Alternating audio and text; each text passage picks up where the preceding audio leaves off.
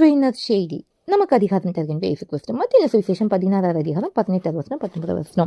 இயேசு கிறிஸ்து பேதுருவை பார்த்து சொல்றாங்க, நீ பேதுருவா இருக்கிறாய், இந்த கல்லின் மேல் என் சபையை கட்டுவேன், பாதாளத்தின் வாசல்கள் அதை மேற்கொள்ளாது. பரலோக ராஜ்யத்தின் திறவுகோலை நான் உனக்கு கொடுப்பேன். நீ பூலோகத்தில் எது கட்டினாலும் அது பரலோகத்தில் கட்டப்படும், நீ பூலோகத்தில் எது கட்டவழித்தாலும் அது பரலோகத்தில் கட்டவழிக்கப்படும் அதிகாரத்தை கொடுக்குறாங்க. இந்த பேதுருவை கர்த்தர் எப்படி பயன்படுத்தினார் தெரியுமா? அதாவது இயேசு உயிர்த்தெழுந்ததுக்கு அப்புறம் பரிசுத்தாவின் அபிஷேகம் பெற்றதுக்கு அப்புறம் பேதுரு அநேக அற்புதங்களை செய்கிறாங்க. அப்போஸ்தலர் 5:15 இருக்கு, பிணியாளிகளை படுக்கையில் கடட்டி பேதுரு நடந்து போகிற வழியில் வச்சாங்களாம். ஏன்னா அவருடைய நிழலால் படணுன்ட்டு.